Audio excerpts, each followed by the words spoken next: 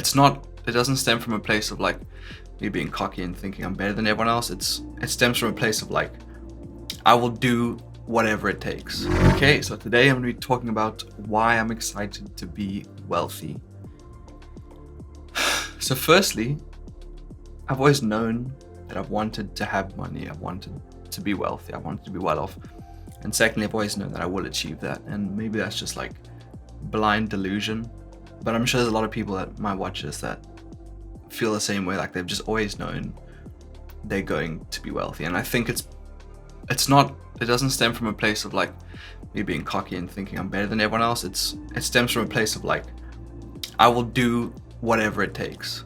Like as the years go on, the anxiety goes up and up if my income is not increasing, which it is. So, but there's still a bit of anxiety around it, obviously. But I will do anything it takes to achieve that, right? Like I don't care what it takes. I don't care how hard it's gonna be. I will do whatever I need to do to achieve that level of wealth that I want.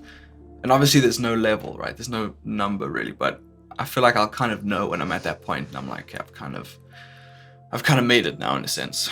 And I think when I was younger, I used to be excited to be wealthy or rich, have a lot of money for other reasons. It used to be, so I could buy everything and flex and whatever else, which obviously it would still be nice to buy things that I want and for my family and whatever, and for my friends. But the real, and that's kind of what I'm getting at that point, the real thing about being wealthy is the respect, one thing, and number two, the amount that you can give to other people. And it's not selfless. Like being in the position where you have enough money and resources to change the lives of your friends and those around you, it's not selfless. People might think it is. Are they just doing it out of the goodness of their heart? No. Like when you have money or you have something that you give to people that they can gain from, you feel good inside. So it's not selfish. You're still gaining something from the situation. You're gaining that feeling of like, ooh, I did really good there.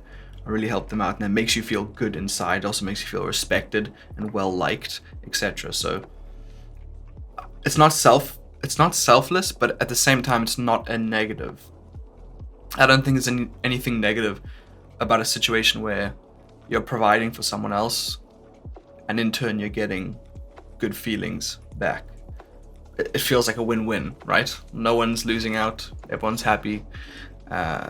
So that's like a huge reason for me, like why I'm excited to have money and wealth and to really try and help my friends and whoever and the people who are important to me in my life out, and in return get those feelings of respect. And yeah, I think that's a big reason of why I'm excited to be wealthy.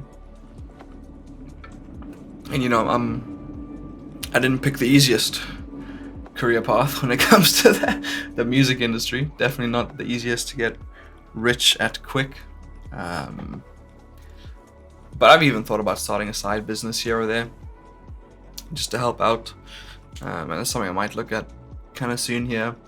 But I think it's also really important to try and achieve that wealth in areas that you enjoy. Hello. So for me, that would be music. So I want to achieve that level of wealth in music. And in the same sense, I want it to be difficult. Like I don't want it to be easy. I want to choose the road less traveled, the hard path. I never want to take the easy route because I feel like it's just not as meaningful. And I think I said this in my previous video, or maybe two videos of these personal videos ago.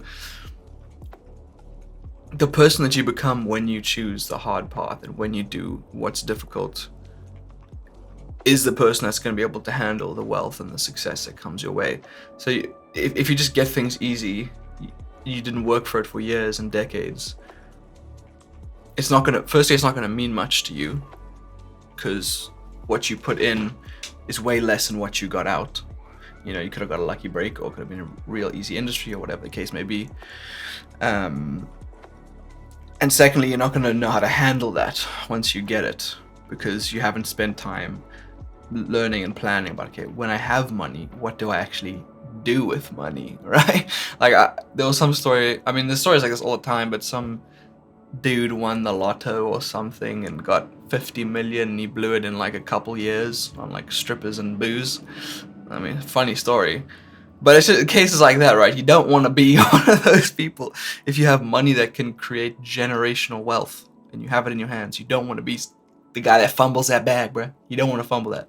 So I think that's important to me too, and why I'm enjoying doing it in the music industry and doing what I'm doing, because I know it's hard and I know it's going to be hard.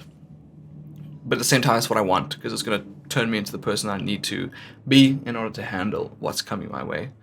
And yeah, like I said, I don't know if it's like blind delusion, that I just know it's going to happen. Puppy one's down. Oh. Run off, be free.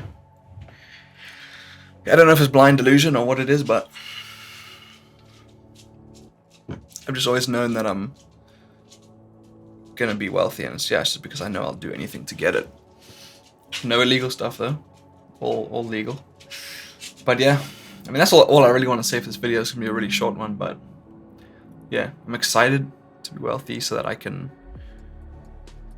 provide for those around me, and it's not selfless, like I said, in turn get those feelings back and those rewards back from my actions. But in situations like that, it's really a win-win. And then of course, I'm excited to buy my Tesla. As you all know, I say that at the end of every video. One day I'm gonna be in that penthouse, I'm gonna have that Tesla. Don't get me wrong, I'm really excited for those things too. But I know deep down that once I get them, the anxiety that I do experience, which is not a lot, but it's not going away, and that's not going to fulfill me like to where I'm just like satisfied then for the rest of my life or anything, right? It might be cool for a couple weeks, couple months, couple years, but then you're going to want something better, something bigger. So and the older I get, I really do start to feel like